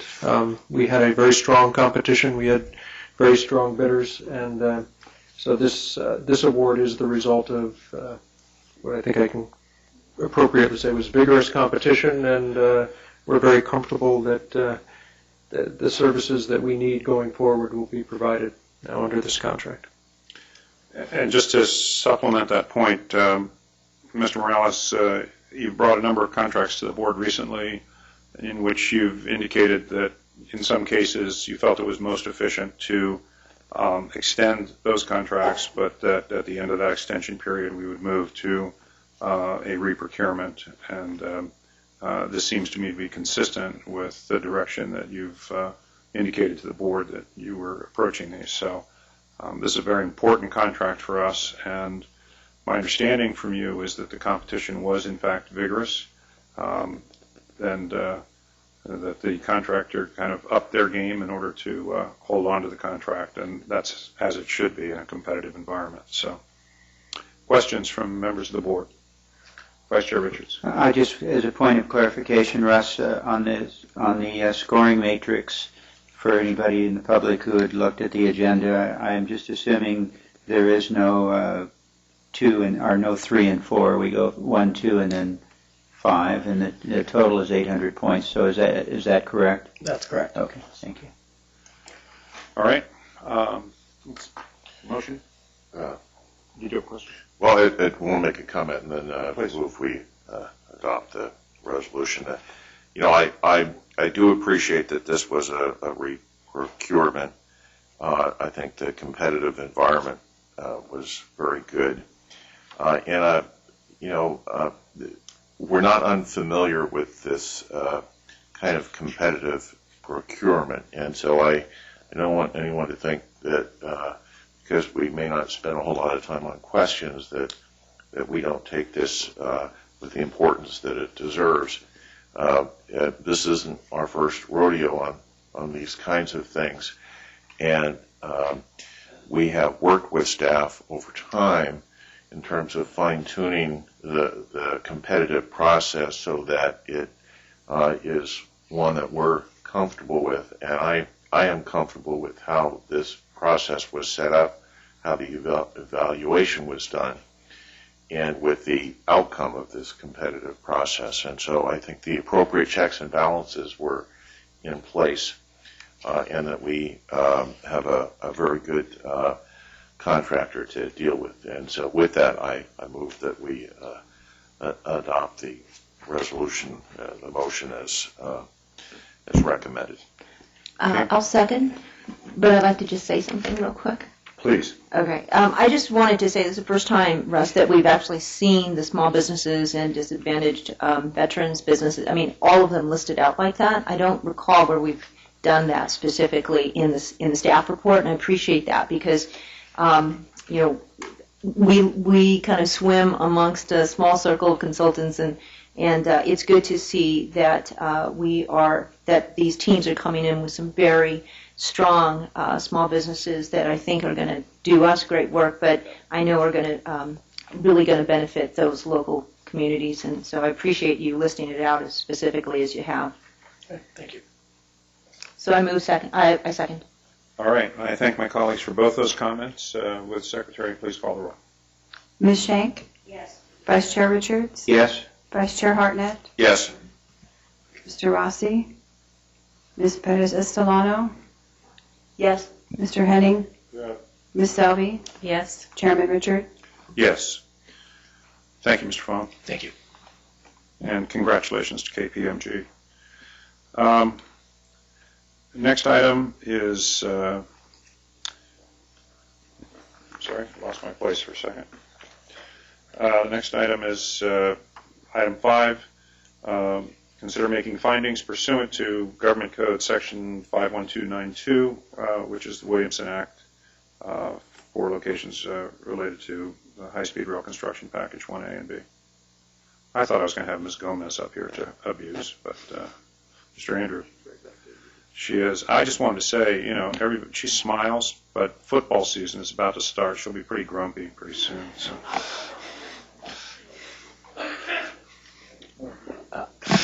I will hope not for all of our benefit. Yeah. Good morning, Chair Richard, board members, and CEO Morales. I'm Jim Andrew with the authority's legal staff. This agenda item 5 is in many ways an adjunct to the decision the board made on the Merced-Fresno alignment back in May of 2012. That decision 2 years ago selected the hybrid alignment from Merced to Fresno, which was a combination of being close to the BNSF line and the UPRR line in that segment. The EIS that supported that decision 2 years ago acknowledged that the alignment would result in some conversion of farmland to high-speed rail alignment uses. That EIS listed 3 alignment alternatives and noted the corresponding differing amounts of agricultural land that would be converted as part of that decision. That information informed the board about the differing consequences of the alignment choices that were before the board 2 years ago. In other words, the board took into consideration in that alignment the differing amounts of agricultural land that would be converted, as well as other factors as described in your board packet. The board, at the time it made that decision 2 years ago, required extensive mitigation in the form of agricultural easements and other efforts to preserve agricultural land in other areas where the alignment would not be converting the land as mitigation, and that's explained in your board memo in some detail. As the project now moves into implementation, as CEO Morales pointed out earlier, another step, a legal step that's required for the certain land that the project would convert is for the board to make a couple of findings under the Williamson Act as explained in your board packet. The first finding is that the alignment location is not based primarily on the lower cost of the certain land that's subject to these Williamson Act contracts. As noted in the board memo, the EIR had cost estimates for the differing alignment choices the board made 2 years ago. Those cost estimates assumed that the land value did not have this sort of artificially depressed price as a result of these Williamson Act contracts. So in other words, it treated all land co-equally, and so that supports this finding. The second finding that's required is that no other land is reasonably available and feasible to locate the alignment, and that's also discussed in your board memo. So at this point, staff is requesting that the board make these 2 findings for the 15 parcels that are listed in your board packet for the reasons detailed in there. And I'd like to note that the staff has worked very closely with our expert colleagues at the Department of Conservation in developing this item and working through all the agricultural impact issues that the project will have, and their expertise and guidance has been terrific, and just wanted to publicly thank them for that assistance and continued assistance moving forward. If the board makes these findings, staff would move forward with attempting to acquire the 15 parcels that are listed there, and as the board packet notes, the finding steps are required before we actually acquire the properties. That's why we're here before you today. And lastly, I'll just note that this is an ongoing process. These findings are required before the authority acquires parcels subject to these Williamson Act contracts, and so we will be returning to the board in the future on similar subjects like this. Probably when we make alignment decisions in the Y and other areas where decisions have not been made, we'll make the findings at the same time. And I'm happy to take any questions if there are any. Okay, before that, Mr. Morales, did you have anything to add? Just very briefly, Mr. Chairman, I just want to reinforce and clarify for the board and the public. I just want to make sure you understand that all of the assessments of impacts on these lands, as well as the identification of mitigation, was all done as part of the EIS process.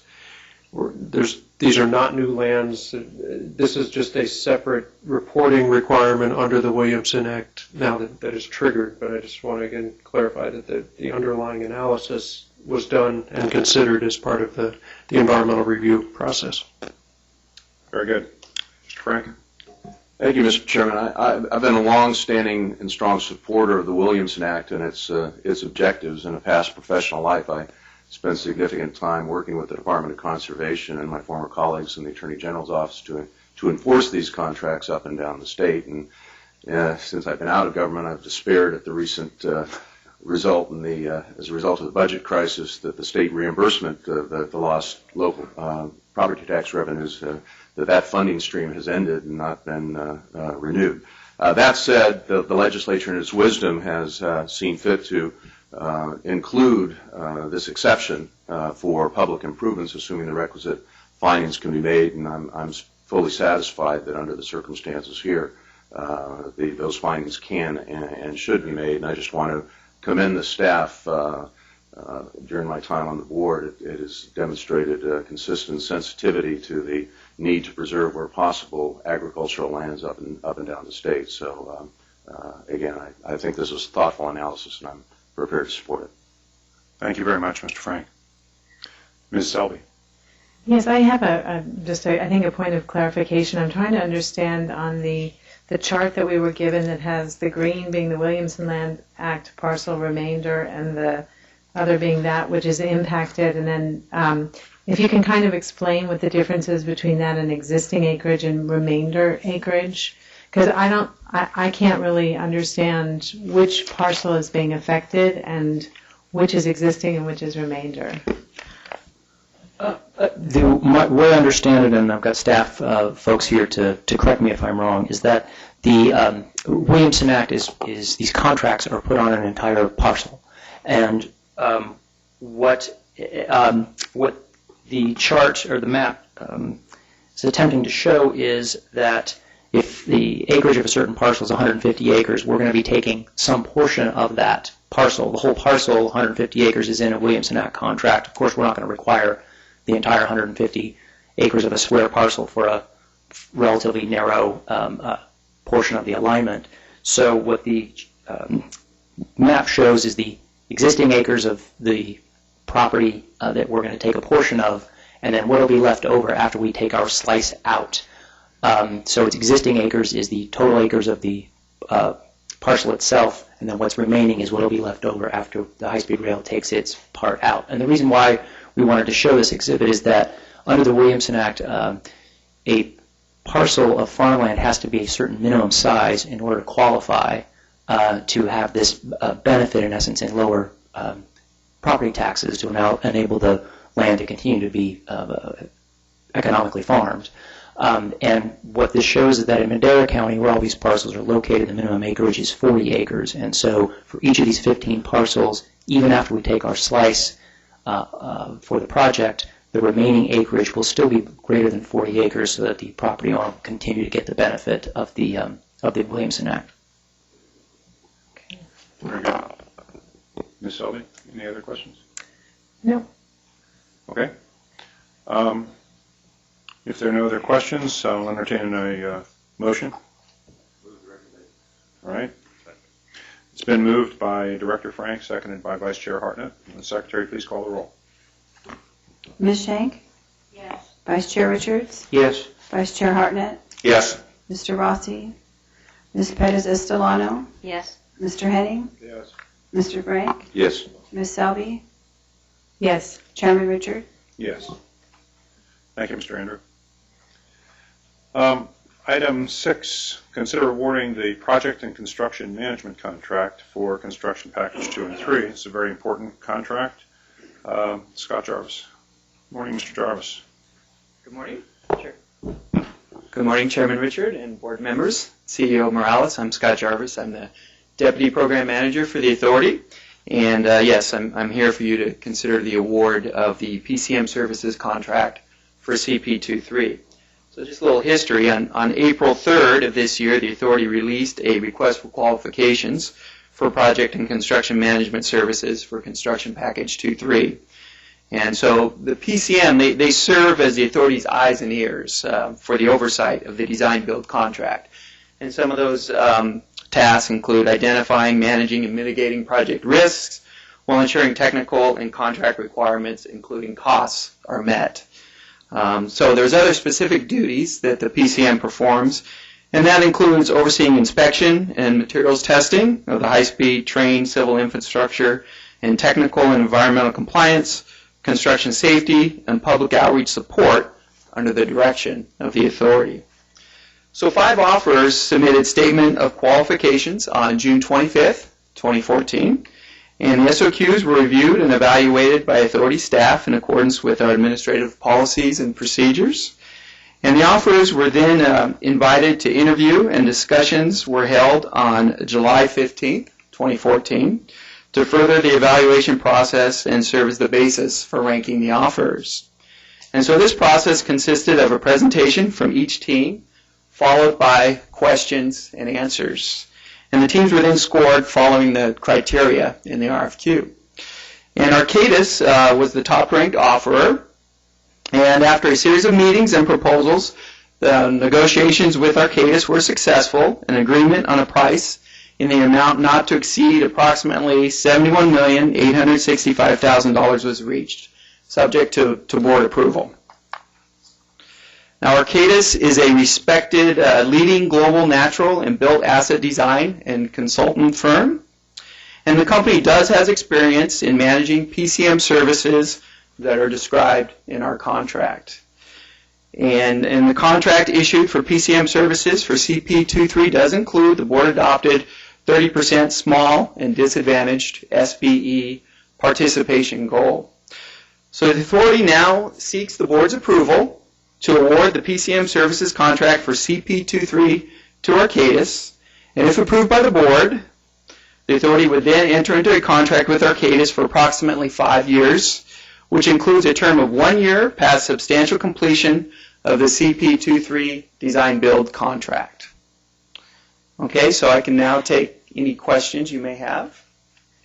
Okay, I had one, but I'll defer to my colleagues first. Mr. Morales, did you want to supplement? Just one quick comment on the timing of this. Our intent in moving forward with this and seeking approval for this contract prior to award of the design build is to have this firm on board as our eyes and ears, as Scott said, as we bring on the design builder, so that they can be working with us actually to some degree in helping evaluate the design bid proposals, but so that they are there from day one of the contract. So that's why this is coming in advance of the design build. Okay, that was part of my question. Any other questions from colleagues? Vice Chair Hartnett. Yeah, just on a clerical thing, again, I appreciate the process that's been gone through in the evaluation. In the resolution, in the section where it says, therefore, it is resolved, it gives the CEO the authority to enter a contract, but it doesn't specifically say contract with Arcadis US Inc., so I think their name should be in that section. It's in the whereas, but I think the authority should be specific to the company. As opposed to, say, Jeff Morales Enterprises? Yes, yes, that would be true. Okay. Richard and Sons. Yeah. I only have one son. Yeah. So, well, if you adopt me, you'll have. Yeah. Okay. Yeah. Very good. You can see we're closing in on the lunch hour. Okay. That's good. And then I just, Mr. Hartnett before raised the point that we have experience on this board with these kinds of procurements. I just, the public can see our briefing memos as we do, but when someone gets a score of 90.6% versus 82.4%. Is that considered close, or would you say, Mr. Jarvis, that there was a pretty clear distinction between those? Just to help me and others understand kind of the relative values here. Well, I mean, it was competitive in the sense that the offers were really world-class construction management firms, but as far as the spread for this particular procurement, Arcadis really did come out clearly on top. So, yeah. All right. I do have one Ms. Perez kind of question. Why did we opt to exercise a cube request for qualifications versus a request for proposals on a contract of this scale? That's a good question. Yeah. Well, this is essentially, the one-step process where we submit the RFQ and then they submit their qualifications to us. And then upon reviewing that, as long as they met all the administrative requirements, then we immediately go into the selection process. So, normally for our professional services contracts, we don't have that two-step where we shortlist and then put out the advertisement for an RFP. Tom, maybe you can provide a little more. I mean, there's separate laws and procurement governing the procurement of professional services contracts as opposed to construction contracts, and the RFQ process is used for professional services. I think that's under the Federal Works Act, and then there's corresponding state law. Right, that's correct. The architectural and engineering services, which this contract falls into, goes through an RFQ process. So it's set out in statute, and whereas a construction project like the design build, it's an RFP. Well, it's two steps: an RFQ process to qualify, and then an RFP process, and then they submit a proposal in the design build arena, so that we can see how they will design and build the project. Whereas these services are paid for by the hour, and so there isn't really a proposal they make. They have a scope of work for which they have to comply with, and we will manage to that. And then they set a budget, and you see the total for the budget is $71 million in this case. Okay. So that's how that is built up. And in addition, they're making up the $71 million. Each person who is qualified and approved to work on the project will have an hourly rate associated with it, and that's the format for the architectural and engineering contracts. And it's task order. Yes, and just to further, again, there's federal law that governs this and corresponding state law. Under the federal law, and it's referred to as the Brooks Act, professional services like these cannot be procured solely on a price basis. It has to be on qualifications. And that's an important distinction between that and a construction contract, which in our design build procurement, we have done a best value, which is a combination of qualifications and price. Most of the construction contracts in the state are based purely on price, which is why it's an RFP process where they submit an actual price. What the bidders here submit to us is not a price for the total project. We set an expected budget, and then as Tom indicated, they provide the background information that helps us arrive at the final price. But by law, we're not allowed to award based just on price for these contracts. Scott? And just for clarification, as far as the price, there's an annual work plan that is submitted each year, and it's reviewed by the authority, and you come to an agreement with the firm. And so there's a total estimated contract amount, but it's reviewed each year through the annual work plan process. I appreciate the explanation. Thank you. Yeah, very helpful. Okay, I'll entertain a motion on this. Moved by Ms. Selby, seconded by Ms. Perez-Estolano. And the Secretary, please call the roll. Ms. Shank? Yes. Vice Chair Richards? Yes. Vice Chair Hartnett? Yes. Mr. Rossi? Ms. Perez-Estolano? Yes. Mr. Henning? Mr. Frank? Yes. Chairman Richard? Yes. Mr. Chairman, can I just clarify that motion was with the addition of the specificity of Arcadis being named? Yes, thank you. So we'll remove Morales and insert Arcadis. Yes. Okay, before we go to closed session, I just want to make two quick points. First, just so people would know, Mr. Rossi was called away by some business with the governor's office, and so that is the reason he had to step out this morning. And secondly, before we go into closed session, because generally we come back very quickly at the end, I'd just like to note that there is sort of a family of people who work in the transportation sector, and as you come to our meetings, you see and hear of different contractors and different people, and for those of us in the authority, we see people who work for those companies and so forth. Between last meeting and this one, we received the very sad and surprising and sort of shocking news that a woman who was a regular participant here, Caroline Rodman, who worked for T.Y. Lin International, died very suddenly, and it was quite tragic. I knew Ms. Rodman. Ms. Selby was very good friends with Ms. Rodman. She was a dynamic and highly professional person who represented her company and her industry very, very well. So we send our sympathies to her colleagues and to her family. And I would just ask that we adjourn today's board meeting in memory of Caroline Rodman of T.Y. Lin, who died prematurely and suddenly and tragically. Ms. Selby, I don't know if you wanted to add anything to that. Okay. With that, the board will now enter into, I'm sorry, Ms. Shank, excuse me. I'm sorry. I just wanted to make a comment. That we tend to get through some of these issues rather quickly. Just to underscore that the staff really puts in a lot of effort to meet with us individually, either telephonically or in person. We spend hours going over these matters and having our questions answered, obviously well within the confines of the law. They do it individually, sometimes two of us on the phone at the same time, so that the public understands that what we get is not just the presentation here and the written documents, but we do get a lot of attention from the staff, and I know we all appreciate that. Thank you. Thank you, Ms. Shank.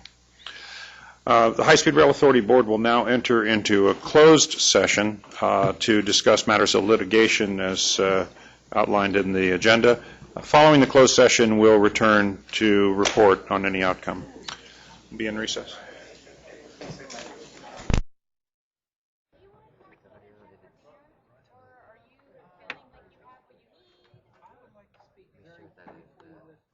Fully cuts off.